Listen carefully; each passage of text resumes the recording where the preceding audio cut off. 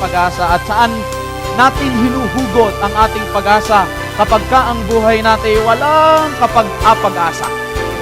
Darating na wala nang magkakasakit. May isang araw na darating na wala nang lumpo, wala nang pilay. Kaibigan, kapag ka pong nangangaral at tagapagturo sa inyo, ay ang paliwanag. Bahala na yan. Basta't meron ka namang isa sa 7, naiintindihan. Anong balik tayo sa ating Panginoong Diyos? Tatanggapin niya tayo. Hindi niya tayo tataboy. Magandang gabi po sa inyong lahat. Kayo po ay muli naming pinapasalamatan sa inyong pagdating ngayong gabi at sa lahat po ng ating mga taga-subaybay.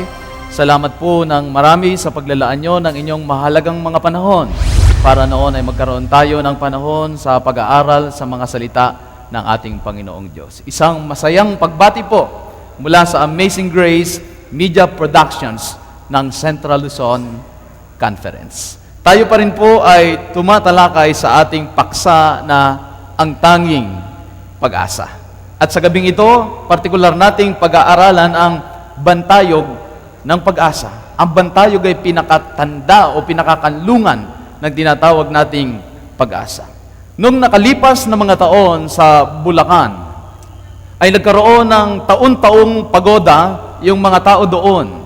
At doon sa pagoda na yun ay nakaraming mga tao na dumadalo sapagkat dinadalo niyon ang halos na lahat ng mga tao doon na sumasampalataya sa kanilang ginagawa.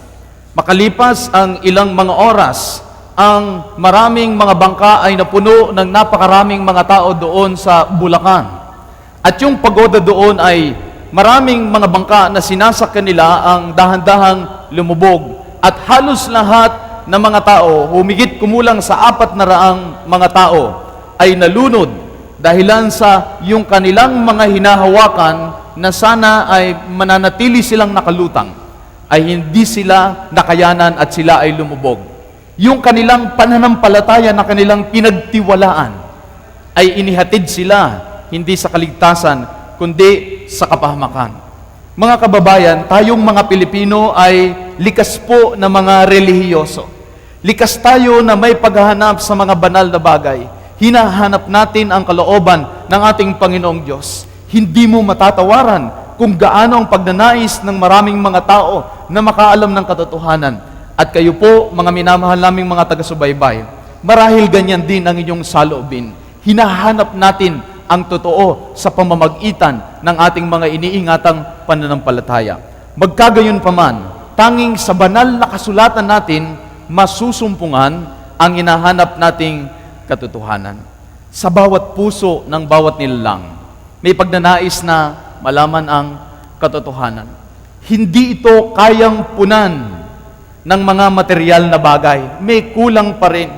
Yung kalayawan na ibinibigay ng Metro Manila at ng iba't ibang mga ginagawa natin ay hindi nakasasapat ang mga bagay na ito.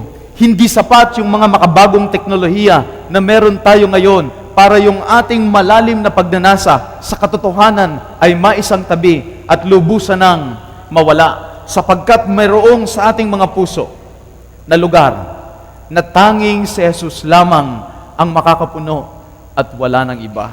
Kaibigan, baka sa gabing ito, sinisikap mong lagyan ang puwang ng Panginoong Yesus ng kung ano-anong mga bagay at ibang mga bagay. Kayo, kagaya ng marami, ay mabibigo para makasumpong ng tanging pag-asa dahil tanging si Jesus ang makapupuno sa pag-asang iyan. Kung gayon, hinahanap natin ang katotohanan, may iglesia ba ang Diyos ngayon? Yan ang isang mahalagang tanong na ating pag-aaralan at sasagutin sa ating pag-aaral ngayong gabi. Meron ba siyang partikular na grupo ng mga tao na tinatawag niyang kanyang bayan at kanyang mga anak? Sa lumang tipan, ay mayroong grupo ng mga tao na partikular na hinirang ang ating Panginoon bukod doon sa karamihan.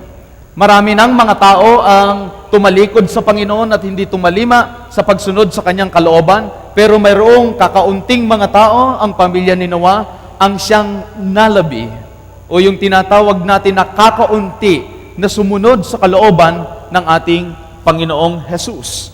Noong lumang tipan din, matapos itong sinanunong Noah, ay lumabas itong mga patriarka na sila Abraham. Ganito ang ulat ng banal na kasulatan sa Hineses Kapitulo 26, ang talata po ay masusumpungan natin, Hineses 26, ang talata ay 3. Matira ka sa lupaing ito, at ako isa sa iyo, at ikaw ay aking pagpapalain, sapagkat sa iyo at sa iyong binhi ay ibibigay ko ang lahat ng lupaing ito, at pagtitibayin ko ang sumpang aking isinumpa kay Abraham na iyong ama.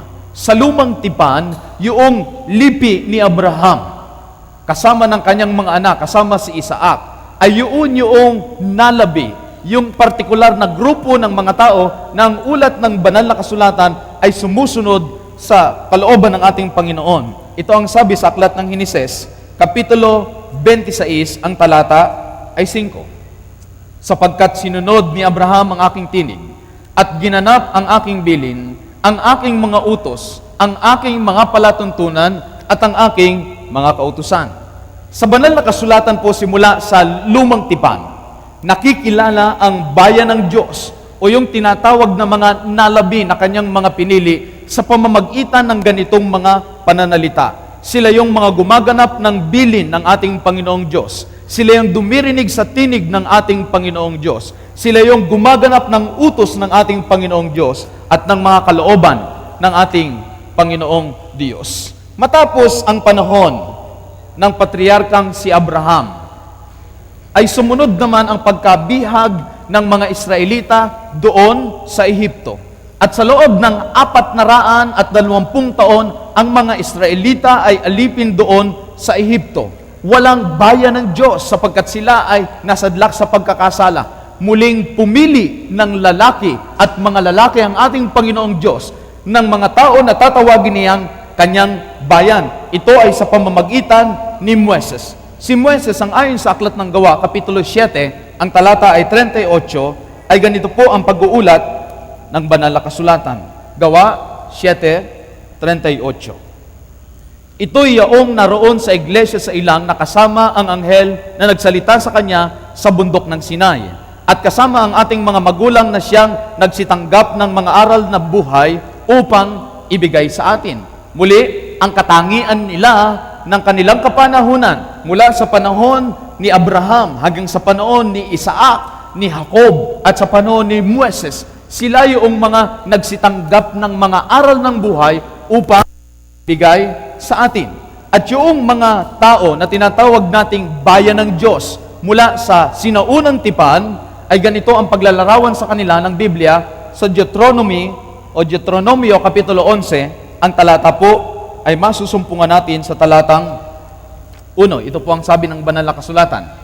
Kaya't inyong iibigin ang Panginoon mong Diyos at iyong susundin ang kanyang bilin at ang kanyang mga palatuntunan at ang kanyang mga kahatulan at ang kanyang mga utos kailanman.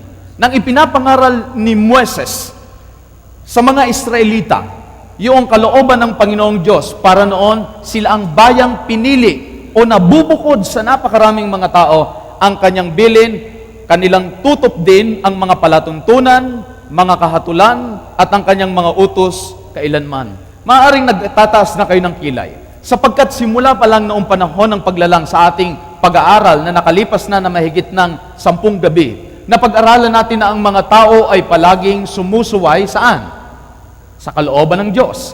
Palagi nilang pinipili ang kanilang sariling gusto, yung kanilang sariling kalooban. Kaya naman yung Diyos ay nagtatatag ng isang grupo ng mga tao na ang paglalarawan sa banal na kasulatan, sila yung mga tumutupad sa utos, sa bilin, sa kalooban ng ating Panginoong Diyos. Sila yung mga taong pinili ng ating Panginoong Diyos. Hindi dahil sila'y karapat-dapat, kundi nagnasa sila na sumunod sa kalooban ng ating Panginoong Diyos. Sa bagong tipan, partikular din ang pagtalakay may kinalaman sa tinatawag nating pagkahirang o pagkapili. Ito po ang sabi sa 1 Pedro 2, ang talata ay 9. 1 Pedro 2:9. Datapwat kayo'y isang lahing hirang, isang makaharing pagkasaserdote, bansang banal, bayang pag-aaring sarili ng Diyos, upang inyong ipahayag ang mga karangalan niyaong tumawag sa inyo mula sa kadiliman hanggang sa kanyang kagilagilalas na kaliwanagan. Yung tema ng pinili, yung tema ng bayang banal na hinirang ng ating Panginoong Diyos ay hindi natapos sa lumang tipan. Sa bagong tipan ay binabanggit pa rin ang mga bagay na ito sa aklat ni San Pedro. Mayroong mga taong pinili ang Panginoong Diyos sa bawat panahon na kumakatawan doon sa kalooban ng Panginoon sa panahon ng lumang tipan, sa panahon ng bagong tipan, at sa ating kapanahunan ngayon. Pag-aaral natin sa banal na kasulatan, sa mga susunod na talata, meron bang mga tao o grupo ng mga tao na pinili ang ating Panginoong Diyos sa ating kapanahunan? Dami ngayon ng mga iglesia at iba't iba ang kulay, iba't iba ang laki. Iba't iba ang mga ipinapangaral. May mga taong nagtabi na ng utos ng ating Panginoon. May mga tao namang nag-iingat sa utos ng Panginoon. May mga ibang ang tawag nila sa kanila ay full gospel. May mga tao na ang tawag nila sa kanila ay mga conservative, fundamentalist. Iba't iba ng paniniwala. Maaari kayang ang magkakaiba at hindi lamang magkakaiba, ang magkakasalungatan na mga paniniwalang ito ay pare-parehas na tama. Samahan niyo po kami sa pagtuklas. Kung may iglesia ang Panginoong Diyos, may grupo ng mga tao ang ating Panginoong Diyos sa bawat panahon, masusumpungan ba natin yan ngayon? Isang pasubali, hindi ka hahanap ng simbahan para masumpungan mo ang katotohanan. Pumunta ka sa Biblia, sa banal na kasulatan, at doon mo masusumpungan ang katotohanan. Hindi ka pupunta sa isang relihiyon o isang grupo ng mananampalataya para noon makita mo doon ang katotohanan. Pupunta tayo sa Biblia para malaman ang katotohanan sapagkat ang sabi sa Juan 17:17, pakabanalin mo sila sa katotohanan. Ang salita mo'y katotohanan. Sapagkat ang sabi sa aklat ng Roma, Kapitulo 3, talatang 4, bawat tao'y sinungaling. Kapag ka ang ating pag-aaral, ang ating paniniwala at pananampalataya ay iaasa natin sa ating mga tagapagturo, baka po tayo ay masunduang sinungaling o dili kaya na may nagkakamali. Pero ang pasubali ng banal na kasulatan, sola scriptura, the Bible and the Bible alone. Doon natin masusumpungan ang mga katotohanan na sinabi ng ating Panginoong Diyos. Kaibigan, kung naghahanap tayo ng katotohanan tungkol sa ating mga katanungan, ang banal na kasulatan ay may tiyak na kasagutan sa ating bawat katanungan. Kung matagpuan mo ang katotohanan, buhat sa Biblia, sola scriptura. Pag nasumpungan natin ang katotohanan galing sa salita ng ating Panginoong Diyos, hahanapin naman natin ngayon ang alin?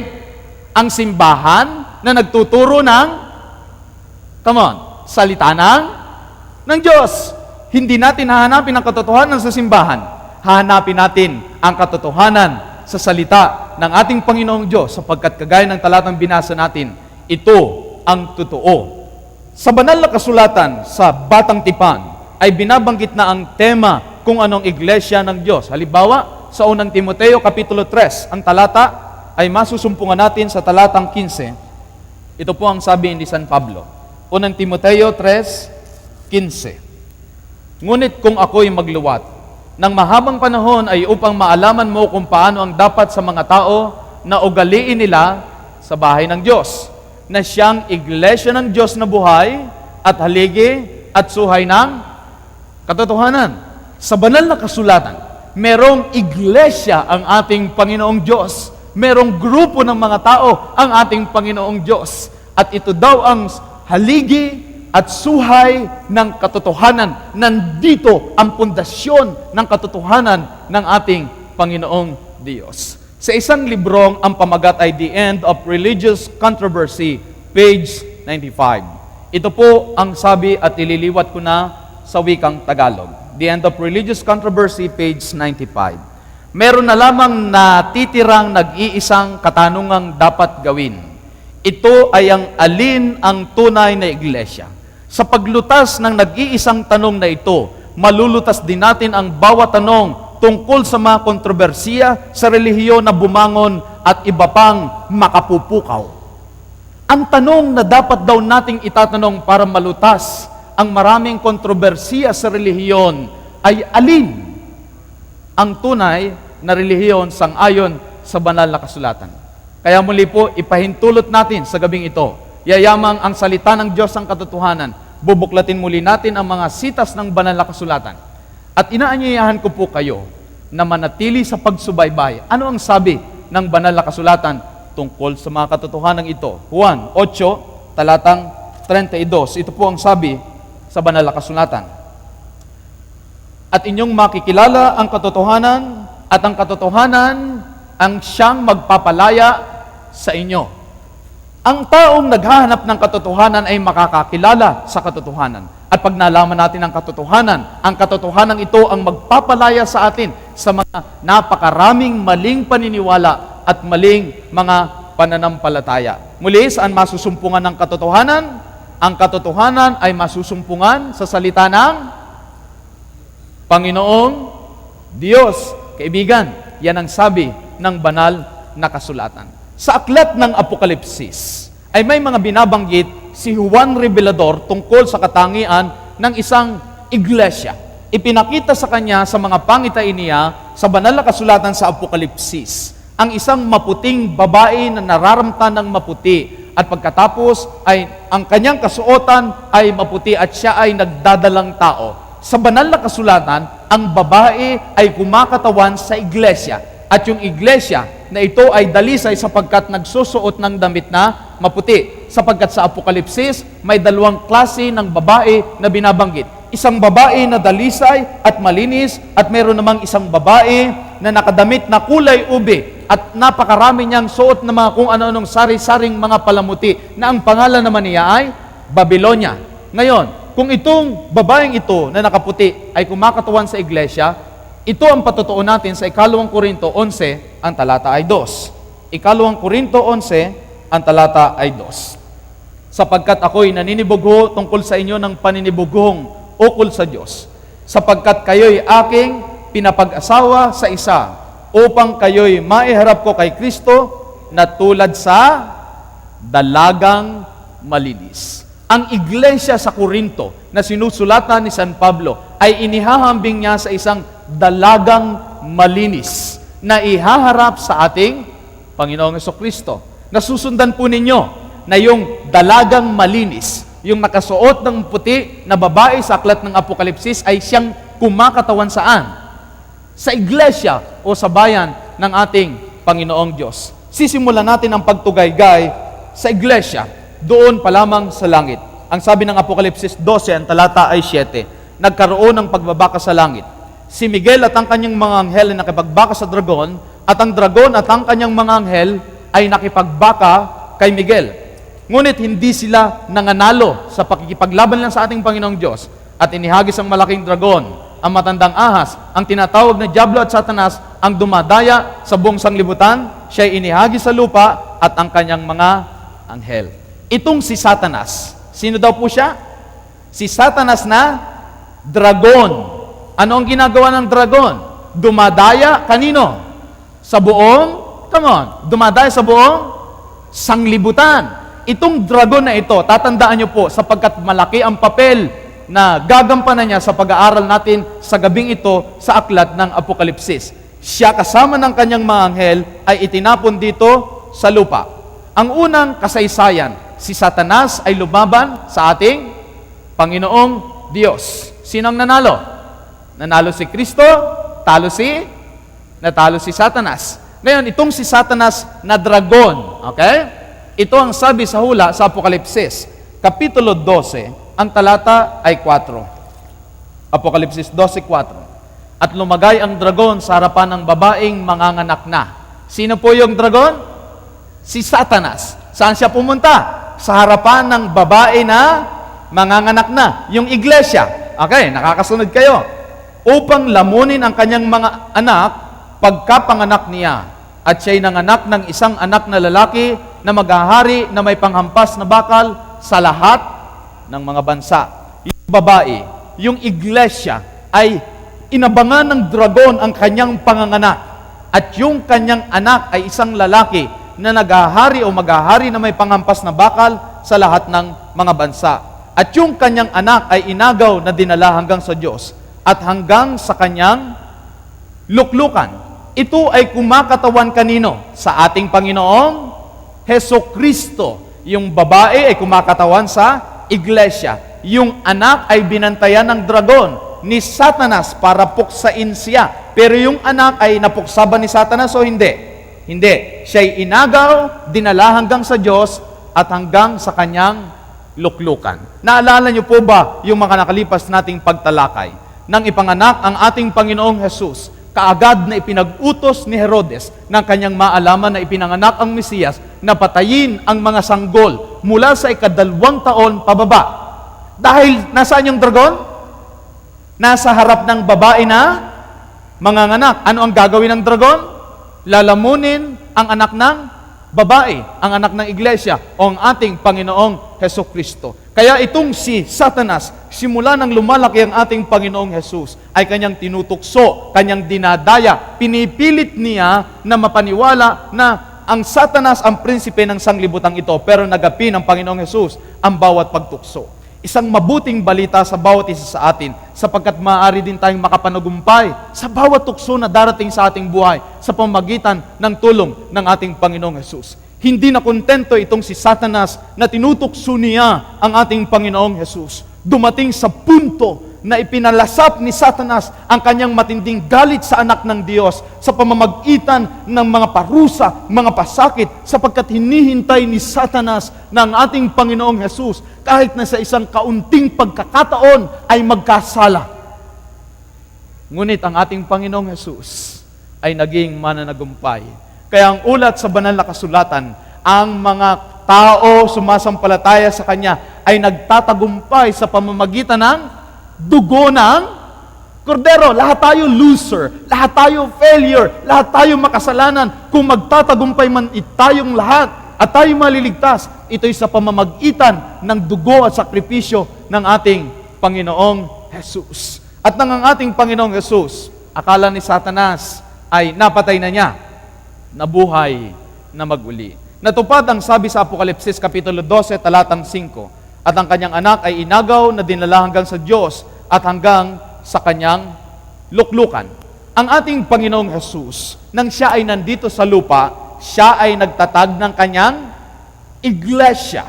Yung grupo ng mga tao na ang iglesia sa salitang Griego ay ekklesia. Ekklesia. Yung salitang ekklesia ay dalawang magkadugtong na salita. Ang ibig sabihin ay mga taong tinawag papalabas.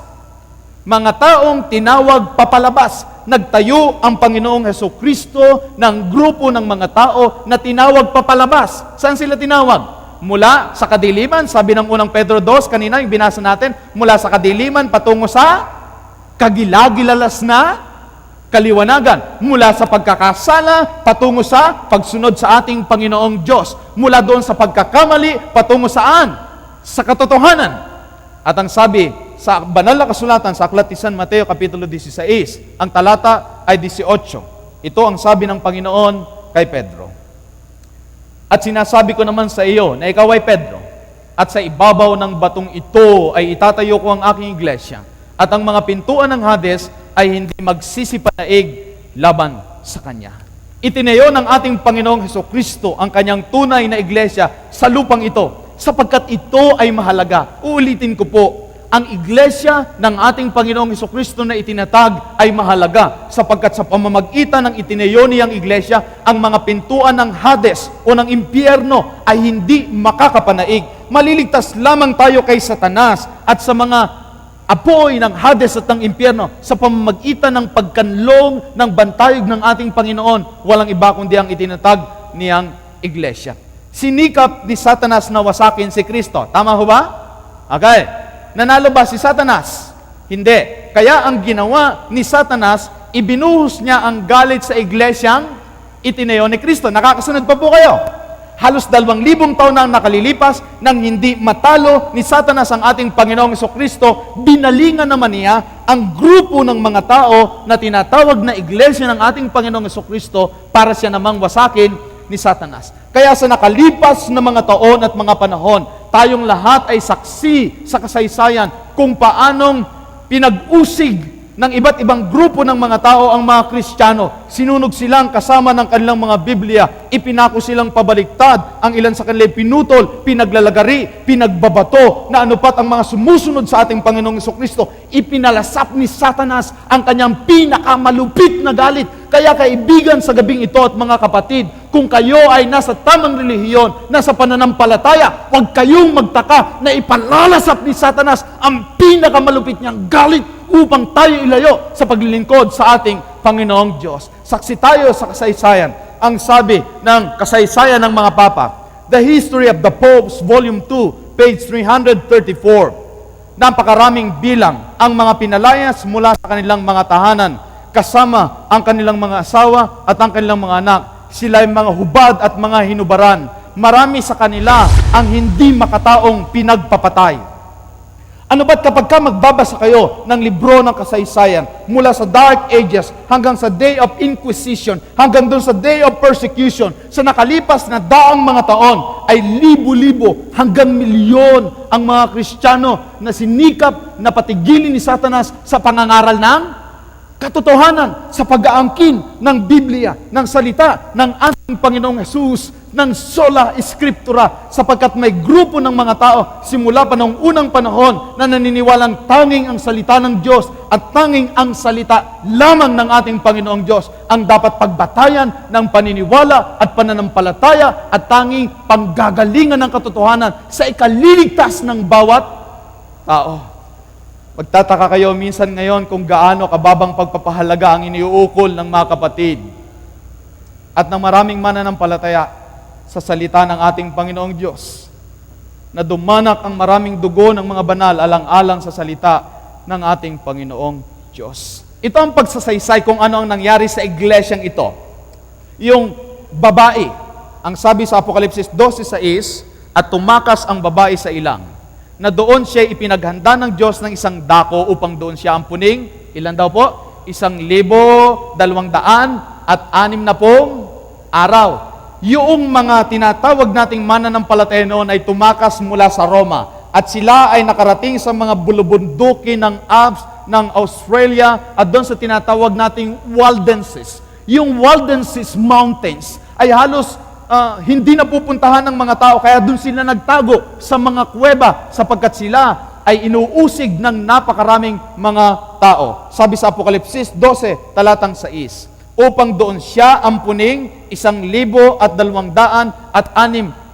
araw. Ito ay isa sa mga picture ng tahanan ng mga Waldenses. Alam niyo ba ang ginagawa nila noon para hindi mawala sa kanilang banal na kasulatan? Kanilang sasauluhin yan. Halimbawa, may isang pamilya magsasaulo ng isang buong aklat ni San Mateo. May isang pamilya magsasaulo ng isang buong aklat ni Juan. May isang pamilya na magsasaulo ng isang buong aklat ni Lucas. Na ano pat, yung mga Biblia nila noon ay lubhang mahalaga sa kanila na daladala nila ang bawat mga pahina lang. Hindi sila makapagdala ng isang buong Biblia. Kanilang inilagay sa kanilang isip at sa kanilang mga puso. Ganyan ang pagpapahalaga ng mga tao sa salita ng Diyos, sapagkat lubos silang naniniwala na kung meron mang totoo, ito ay tanging nakabatay lamang sa salita ng ating Panginoong Diyos. Sa propesiya sa banal na kasulatan, sangayon sa Ezekiel Kapitulo 4, talatang 6 at Bilang 14:34. Pagka propesiya, yung isang araw ay tumutukoy sa isang literal na taon. Kaya nang banggitin na yung babae ay tumakas patungo sa bundok at para doon magtago ng 1,260 taon o 60 araw, ay ilan yun talaga? 1,260 taon o 1,260 years. Nagsimula ang pag-uusig. Magugulat talaga kayo sapagkat ang Biblia napakahusto, napaka-accurate, napakatiyak. Ang sabi ng kasaysayan, nagsimula ang pag-uusig ng AD 538. Natapos ito ng AD 1798. Ilang taon ho yan? 1,260 years. Sang-ayon sa eksaktong hula ng banal na kasulatan. Alam niyo po kung anong nangyari ng 1798. Si General Berthier ay kanyang nuli ang Papa at ikinulong at yung Papa ay nawala ng kapangyarihan doon sa Roma at muling namayagpag ang Estado at nawala ang kanilang karapatan na tumuligsa, umusig at pumatay ng mga tao. Nang wika sa banal na kasulatan, ang dragon ay waring nasugatan ng sugat na ikamamatay. Eksakto po ano ang nangyari pagkatapos na iyan. Ang ikatlong bahagi, sinubukan ni Satanas na wasakin ang iglesyang itinatag ni Kristo. Pero lumabas pa rin sino? Ang mga reformador. Lumabas si Luther, lumabas sino? Sila Huss, lumabas sila Wycliffe, lumabas ang mga reformador na sinasabing, teka, mali yata yung itinuturo sa atin na para tayo maligtas, kailangan nating magpenitensya. Para tayo maligtas, kailangan nating magbayad ng mga tinatawag nilang mga bayad sa simbahan. Na ano pat yung kaligtasan ay ginawang mahirap ng mga tao sa kanilang kapanahunan. Muling na mayagpag ang salita ng ating Panginoon sa pagkahuli sa Papa ni General Berthier. Yung panahon na sila ay nasa ilang ay natapos na. Ito ay noong AD 1978. Muli, sasabihin ko po sa inyo, sa ating pag-aaral na so far, sa bawat panahon, merong iglesia ang Diyos. Yung iglesia ay grupo ng mga tao na sumusunod sa kalooban at utos ng ating Panginoong Diyos at hindi basta kumukompromiso sa kalooban ng mga tao. Ano ngayon ang ginawa ng dragon sa pagpapatuloy ng ating pag-aaral? Sino nga yung dragon? Si Satanas. Tama ho ba? Sino nga yung babae? Ang iglesia. Okay. Ano na ngayon ang nangyari sa iglesia? Apokalipsis 12. Ang talata po ay 17. Ito po ang sabi ng banal na kasulatan. At nagalit ang dragon sa babae. Umalis upang bumaka kanino? Sa nalabi sa kanyang binhi. Merong nalabi na iwan doon sa binhi ng babae na binabaka, nilalabanan at gustong mawala ni Satanas. Ano daw ang katangian ng nalabi sa binhi ng babae? Apokalipsis 12:17 na siyang nagsisitupad ng mga utos ng Diyos at mga may patotoo ni Jesus. Ang katangian ng binhi ay mga taong nagsisitupad ng ano na? Ng mga utos ng Diyos at mga may patotoo ni Jesus. Sa lahat ng panahon, ito ang katangian ng mga banal, mga taong tumutupad sa kalooban ng ating Panginoong Diyos, nagbibigay dangal sa Kanya sa pamamagitan ng kanilang mga buhay. Laging balanse. Si Jesus ang tagapagligtas, hindi ang kautusan, ngunit matapos tayong iligtas, tinuturuan naman tayong maging masunurin o masuwayin. Masunurin ang kanyang mga anak. Matapos iligtas ng ating Panginoon, ay tinuturuan sa buhay ng pagkamasunurin. Sila daw yung mga sumusunod sa mga utos ng Diyos. Ano yung utos ng Diyos? Nasa Exodus 20:3 hanggang 17. Huwag kang magkakaroon ng ibang Diyos sa harap ko. Pangalawang utos, huwag kang gagawa para sa iyo ng larawang inanyuan. Wala dapat ribulto ang tunay na mga anak ng ating Panginoong Diyos. Hindi babanggitin ang pangalan ng Panginoong Diyos sa walang kabuluhan. Ika-4 na utos, dapat ang bayan ng Diyos ay ipinangingilin ang kanyang araw ng Sabat na napag-aralan nating siyang araw ng Sabado. Ang bayan ng Diyos dapat iginagalang kanilang ama't ina, hindi pumapatay, iniingatan ang kanilang mga pangangatawan. Ang bayan ng Diyos ay tinuturo na huwag mangangalunya, ang bayan ng Diyos ay tinuturo huwag magnanakaw, huwag magbibintang sa kapwa, at huwag mag-iimbot ng hindi natin pag-aari. Simula noong Dark Ages o panahon ng pag-uusig, simula ng ating Panginoong Jesucristo, mga kapatid ko, sinikap ibalik ng mga tao ang mga aral na nahalo sa paganismo. Okay? Dahil nga inusig sila, maraming mga aral naman ang nahalo sa paganismo, ngunit mayroon pa ilan-ilang mga tao na nagbabalik sa aral ng ating Panginoon. Matapos ang Dark Ages, sa panahon ng Waldensian o ng Waldenses, muli nilang iniangat ang salita ng Diyos. Pinatunayan nila na walang ibang katotohanan kundi ang salita lamang ng ating Panginoong Diyos. Sa panahon ng Reformation o ng tinatawag nating pagkagising ng mga tao, si John Huss ay nagsabi naman na hindi lamang tayo dapat pala naniniwala sa Biblia. Dapat sinusunod natin ang nakalagay sa Biblia. Ang sumunod naman ay si Martin Luther. Si Martin Luther naman ay nagsabi na, ay hindi pala tayo naliligtas sa pamamagitan ng mga indulhensiya at saka ng pagbabayad. Ang kaligtasan pala, biyaya ng Diyos. Hindi natin kailangang magbayad sapagkat may mga relihiyon na para ka maligtas, babayaran ka, bibinyagan ka, magbabayad ka. Pagka namatay ka, sa serbisyon ka, magbabayad ka. Na ba't ginawa nilang ang simbahan? Palaging may bayad. Sabi pala ni Luther, biyaya yan ng Diyos. Ang kaligtasan, may walang bayad. Kaya, ang nakalulungkot, alam nyo ba, sa pagtalakay natin ng kasaysayan, Nang lumabas yung mga Waldensian, lumabas si Huss, nagtayo naman siya ng grupo. Ang kanila namang pangangaral, puro obedience, puro pagsunod. Okay? Ngayon, ang sumunod naman si Luther, ang sabi niya, biyaya yan. Ang ginawa nila, gumawa ng sarili ng relihiyon, ang pinangangaral lang ay biyaya. Ngayon, mali ba yung Biblia? Mali ba yung pagsunod? Hindi. Ngunit yung kanilang paniniwala na biyaya lang. Binakura nila, pero dahan-dahang nasasauli kung ano talaga ang aral ng banal na kasulatan. Dumating naman si Calvin. Sabi ni Calvin, kailangan pala nag-grow tayo as Christian. Mga Kristiyano, kailangan na yung ugali natin na di-develop, nagbabalik tayo sa Christ-likeness, pagiging kagaya ni Kristo. At pagkatapos, si Calvin na tama ang pangangaral, talagang kasang-ayon ng banal na kasulatan,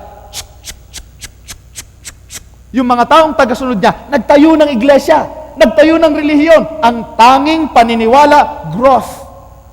Growth, kailangan lalago tayo, kailangan magiging progresibo tayo. Pagkatapos naman ay sumunod naman yung mga Anabaptist, nasumpungan nila sa Biblia ulit. Wow! Dahil nakakabasa na sila uli ng Biblia. Yung palang pagbibinyag sa pamamagitan ng paglulubog. Ilulubog dapat pala kasi nung panahon nila, matapos ang Reformasyon at ang Dark Ages, yung mga bata noon, pati mga tao, winiwisikan na lang ang pagbibinyag. Sabi nila, mali pala yan. Sabi nila, ilulubog dapat.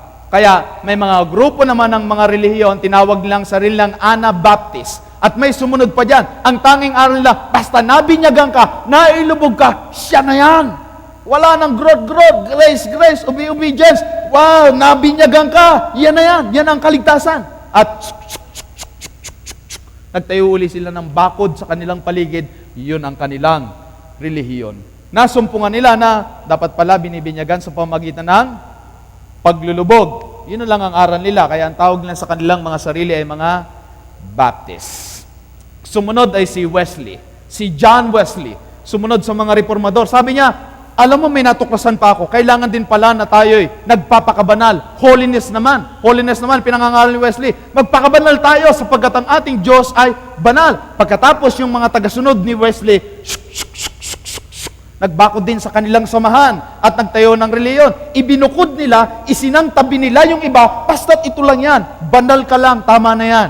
Okay. Sumunod ay si Miller. Sabi ni Miller, darating pa lang ating Panginoong Jesus. Sa kanilang pag-aaral ng aklat ni Propeta Daniel at ng Apokalipsis, nasumpungan lang si Kristo'y darating. Tiyak na darating at sabi nila sa mga tao, humanda kayong si Kristo'y salubungin. Kaya nangaral sila nangaral doon sa pamagitan ng kanilang sariling mga pagsisikap na ibalik ang kaisipan na si Kristo ay muling babalik. At galing doon sa grupo ni Miller ay nasumpungan din ng ating mga tinatawag na mga naunang mga magulang sa pananampalataya na dapat pala ang araw ng pagsamba talaga Sabbath. Yung mga patay pala, patay lang talaga sa pagdating ng ating Panginoon Kristo sa kabubuhayin. Tapos yung aral tungkol sa ating kalusugan na dapat pala hindi tayo kakain ng mga karumalduman. Sa madalit sabi, sa paglipas ng mga kasaysayan, dahan-dahang ibinalik ang mga katotohanan, hanggang sa muli na namang nabuo ang katotohanan. At ito ang mga katotohanang pinanghahawakan ng inyong mga kaibigang mga Seventh-day Adventists. Naniniwala kami sa Biblia, naniniwala kami sa biyaya, naniniwala kami sa paglago, naniniwala kami sa pagbibinyag sa pamagitan ng paglulubog, naniniwala kami na dapat magpakabanal, na si Kristo ay darating, tiyak na darating, at malapit nang dumating. Naniniwala kami dapat ipangilin ng araw ng Sabat, na ang mga patay ay patay lamang, at dapat ingatan ng aming mga katawan, sapagkat ito'y templo ng ating Panginoong Diyos. Kaya, huwag kayong magtataka, sabi ng maraming tao, sa inyo, Brad, karaming bawal. Nakakita ba kayo ng relihiyon na ang daming itinuturo? Na maraming sinasabi tungkol sa salita ng Panginoon? Ang mahalaga ay sinusunod ang kalooban ng Panginoong Diyos. Pag Diyos ang nagsabi, taging tama ang ating Panginoong Diyos at mabuti na sundin ang kalooban ng ating Panginoong Diyos sapagkat yan ang katangian ng kanyang mga banal sa lahat ng salit-saling mga panahon. Okay? So sa lahat ng panahon, may mga banal ang ating Panginoon. Tumutupad sa utos ng ating Panginoon at hindi yung pulot-pulot lang. Diba? Sabi nila, nagbabasa ng Biblia yung ibang grupo ng relihiyon. Sabi nila, ganire, ito, okay to. Atin to. Basa sila ng iba. Ay, baboy, huwag kainin. Huwag yan, baka walang umanib. Huwag yan. May iba. Ay, ito, dugo na lang, dugo. Dugo, yan, ibawal natin yung dugo. Nandito eh. Itong iba. Hindi, huwag lang kakain ng dugo. Kahit magyosi na sila, mag-alak na sila. Okay na yan. O, huwag na yan. O, sige, itong iba, wag. Maraming mga relihiyon. Pinatutunayan ko po sa inyo sa gabing ito na mulot ng aral sa Biblia. Pero ayaw yakapin ang buong aral ng Biblia. Ang banal na kasulatan at ang kanyang mga aral, ang siyang katotohanan, at wala tayong dapat tanggihan sa ating panahon sapagkat ito ang salita ng ating Panginoong Diyos na hindi magmamaliw kailanman. Amen? Alam ko, nanggigigil na kayo. Alam kong kayo ay umuusok na ang inyong mga espiritu sapagkat nakikita na ninyo ang katotohanan. Hindi pa ho tayo matatapos. Hayaan nyo sa ilang minuto. Ipresenta ko sa inyo ang mga pangalan ng mga relihiyon. Sa Gawa 8:1, sabi kasi nila, ngayon sa atin sa Pilipinas, basta tama yung pangalan ng relihiyon mo, yan ang tama. Aba, ang pangalan nila. Sa Biblia ho kasi, hindi lang isa ang pangalan ng Iglesia ng Panginoon. Sa Gawa 8:1, kayo na po ang bumasa, Iglesia sa Jerusalem. Sa Gawa 20:28, Iglesia ng Panginoon naman, ang tawag doon sa mga grupo ng mga disipulo. Sa aklat ng Roma 16:4, ang tawag naman ay Iglesia ng mga Hintil. Sa Roma 16, ang talata ay 5. May iglesia din ho, na ang sabi ay Iglesia sa bahay. Yan ang iniisa-isa ko sa inyo. Iglesia sa Jerusalem, Iglesia ng Panginoon, Iglesia ng mga Hintil. Lahat yan tama. Lahat yan ay sa Diyos. At hindi po kung sinabing Iglesia na nasa Jerusalem, yun lang ang tama.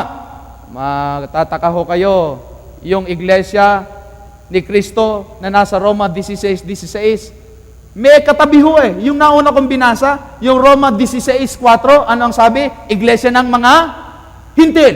Yung nasa Roma 16:5, iglesia na nasa bahay. Yun ho ba ang iglesia ng mga Hintil at iglesia na nasa bahay? Yun ho ba yung mali? At yung tama lamang yung nasa 16 na mga iglesia ni Kristo? Tama ho lahat yun. Kaya hindi lamang po Iglesia ni Kristo ang pangalan ng Iglesia ni Kristo. Mamaya ho, palalalimin ko pa ng kaunti ang ating pag-aaral sa bagay niyan. Pahintulutan niyo pa po ako. Sapagkat baka isipin niyo yan na talaga ang pangalan ng Iglesia ng Panginoong Diyos. Hindi ho. Unang Korinto 1:2. Ang sabi ay, ang pangalan naman doon ng Iglesia ay Iglesia naman ng Diyos. Ay alin ang totoo dyan? Yung Iglesia na nasa bahay, Iglesia na nasa ng mga Hintil, yung Iglesia ni Kristo, yung Iglesia ng Diyos. Lahat yan ay totoo. Unang Korinto 14:33. At mamaya sasabihin ko sa inyo ang aking punto. Ang ganito ang sabi, sapagkat ang Diyos ay hindi Diyos ng kaguluhan, kundi ng kapayapaan, gaya sa lahat ng mga iglesia ng mga banal. Ang iglesia naman ay tinutukoy diyan, hindi iglesia ni Kristo, hindi iglesia ng Diyos, hindi iglesia ng mga Hintil, hindi iglesia na nasa Jerusalem, iglesia naman ng mga banal. Sa palagay nyo, tama kaya yan? Bakit? Banal eh. Iglesia ng mga banal. Isa pa, Unang Korinto 16:1. Hindi lang ho yan. Ngayon, tungkol sa ambagan sa mga banal, ay gawin din naman ninyong gaya ng iniutos ko sa mga iglesia ng Galacia. Sino ang tinutukoy naman dyan? Iglesia ng Galacia. Ano daw yung mga iglesia ng Galacia? Mga banal. Tama ho kaya yan? Tama din. Hindi ho sinabing iglesia ni Kristo, lokal ng Galacia. Hindi ho sinabing iglesia ni Kristo, lokal ng kung saan-saan man. Kundi iglesia mismo. Iglesia ng Galacia. 2 Korinto 8:1. Bukod dito mga kapatid, ay pinatatalastas namin sa inyo ang biyaya ng Diyos na ipinagkaloob sa mga iglesia ng Macedonia. Hindi po sinabi ulit na iglesia ni Kristo, lokal ng Macedonia. Hindi ho. Iglesia ng Macedonia, mag-isa niya. Tama ho kaya yun? Tama ho. Kasi pinadadating din po yung biyaya ng Diyos doon. Sinasabi ko sa inyo, ang tunay na relihiyon, uunahin ko na kayo, wala sa pangalan. Hindi sa pangalan nakabatay. Unang Timoteo 3:15. Ang sabi naman diyan ay, Iglesia ng Diyos na buhay. Aba, alin ang totoo ngayon? Magtatas tayo ng dalawang kilay. Iglesia ni Kristo, Iglesia na sa bahay, Iglesia ng mga Hintil, Iglesia na sa Jerusalem, Iglesia ng Diyos na buhay, Iglesia ng mga banal, alin na ba dyan? Kung yan talaga ang pangalan. Ito pa ho. Ano kaya't magtayo tayo ng relihiyon, Pastor Jing Galang, na hindi kayo papayag? Ang pangalan, Pilimon 1:2, at kay Apia na ating kapatid na babae, at kay Arquipio na kapwa-kawal namin, at sa iglesia sa iyong Bahay. O, yan naman ang pangalan. Iglesia sa iyong bahay. Mababasa po ito. Ito po ay sulat ni San Pablo. Ito po ang tunay na iglesia. Nasa bahay lang. Yan ang pangalan ng iglesia. Hebreo 12:23. Hindi ko na babasahin lahat. Iglesia naman ang mga panganay na binili ng dugo ng Diyos na ang pangalan ay nangatatala sa langit. Yan o, maganda din ito yung iglesia. Ang pangalan, iglesia ng mga panganay. Dahil yung pangalan nakatala na sa langit. O, ito, iglesia sa Jerusalem. Iglesia ng mga panganay. Iglesia sa iyong bahay, iglesia ng Galacia, iglesia ng mga banal, iglesia ng Diyos na buhay, iglesia ng Diyos, iglesia ni Kristo, iglesia sa Jerusalem, iglesia ng Panginoon. Yun pong lahat ng mga pangalan niya na inisa-isa ngayong gabi, mga kapatid ko, ay katawagan sa grupo ng ating Panginoong Hesukristo. Hindi po yan ang pangalan ng relihiyon na itinatag ng ating Panginoong Jesucristo. Kaninong iglesia yan? Sa iglesia ng ating Panginoon. Nasaan? Nasa Jerusalem. Yung iglesia ng mga panganay, iglesia na nasa bahay, iglesia ng Galacia. Hindi po yan ang pangalan ng iglesia ng ating Panginoong Jesucristo. Paano ko patutunayan sa inyo? Ganire. Itong sapatos ko, salamat po sa nagbigay nito mga kapatid ko Brother Dan, Sister Tess. Itong sapatos ko, nang ibigay ninyo sa akin, ang tawag mo dito, sapatos ni Igan. Tama ho ba? Anong tawag mo sa sapatos ko? Sapatos ni Igan. Ngayon, anong pangalan ng sapatos ko? Sapatos ni Igan? Pagka sinabi mong ang pangalan ng Iglesia ni Cristo ay Iglesia ni Cristo, para mong sinasabi na ang pangalan ng sapatos ni Igan ay sapatos ni Igan. Nakuha ninyo? Halimbawa, kayo, may aso. Dahil aso mo yon, halimbawa, aso ni Pastor Jing. Aso ni Pastor Jing. Anong pangalan ng aso ni Pastor Jing? Aso ni Pastor Jing ang pangalan? Hindi. Ang sapatos ni Pastor Igan ay hindi, pangalan niya ay sapatos ni Pastor Igan. Ang pangalan ng sapatos ni Pastor Igan, Mario Diboro. Bawa yan. Laptop ko yan. Laptop. Hindi nyo laptop yan. Akin yan. Laptop ni Igan. Anong pangalan ng laptop ni Igan? Laptop ni Igan? Ang pangalan ng laptop ni Igan? Hindi. Yung laptop ni Igan, hindi niya pangalan yung laptop ni Igan. Ang pangalan ng laptop ni Igan, Macintosh. Mac. Ngayon, anong pangalan ng Iglesia ng Diyos? Parang sinabi na, Iglesia ng Diyos? Hindi. Hindi. Yan ay katawagan. Ang totoo, marami hong kumopya, nagkamali pa ho ng pagkopya. Dahil yung nakalagay ho sa Biblia, hindi ho capital letter. Ang tawag ho dyan sa pag-aaral ng salita, pangalang pambalana. Yung pangalang pambalana, hindi yan yung proper name, common name ang tawag dyan. Yung pangalang pantangi, yun ang pangalan. Pero yung mga yan, pangalang pambalana, pangkalahatan, hindi yan pangalang pantangi. Sabihin nyo, big deal naman sa inyo yung pangapangalan na yan. Abay, oo. Yun nga lang magkamali lang isang letra sa pangalan mo, hindi ka na papapasukin sa airport Tama ba? Isang letra lang, magkamali ng sa pangalan mo. Lalong-lalo na sa pangalan ng iglesia ng ating Panginoong Diyos.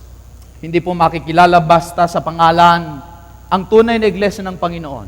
Sabi sa Apokalipsis 12, ang talatay 7. Ang dragon, sino yung dragon? Si Satanas, nagalit sa babae at sa nalabi sa kanyang binhi. Ano yung katangian ng nalabi? Na nagsisitupad ng mga utos ng Diyos at mga may patotoo ni Jesus.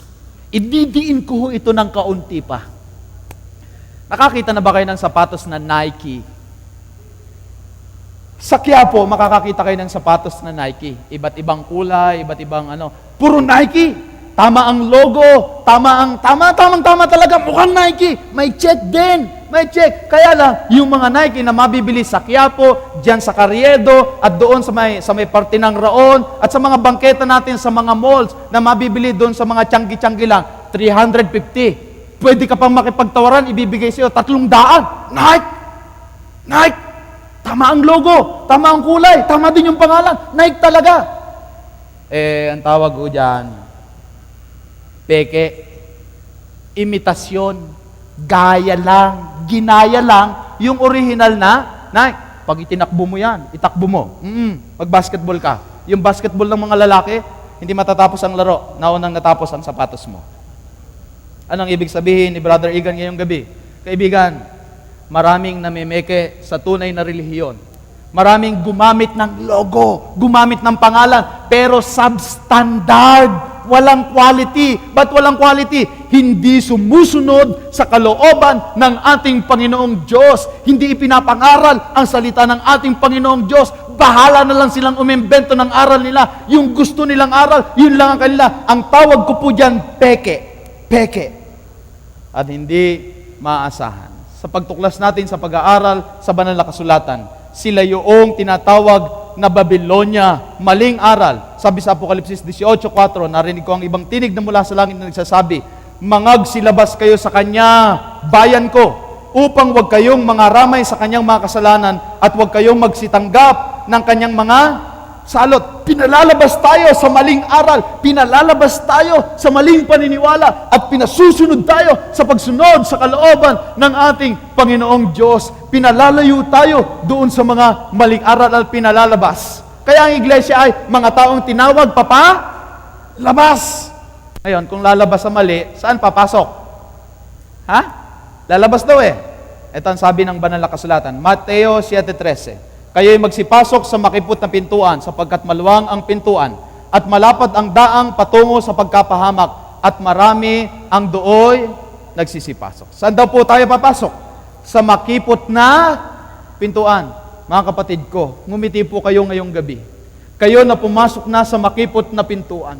Ariin niyo pong kayamanan ng pagsunod sa ating Panginoong Diyos. Ariin niyo pong isang malaking pribilehyo at karapatan na kayo tinawag sa makipot na daan, sapagkat maluwang ang daan patungo sa pagkapahamak at marami ang dooy nagsisipasok. Huwag ho kayong malungkot sa maraming bawal. Huwag ho kayong malungkot sa pagsunod sa Panginoong Diyos, sapagkat ang makipot na daan, ang makitid na daan ay siyang maghatid sa atin sa buhay na walang hanggan. May magsasabi ho ba ng amen?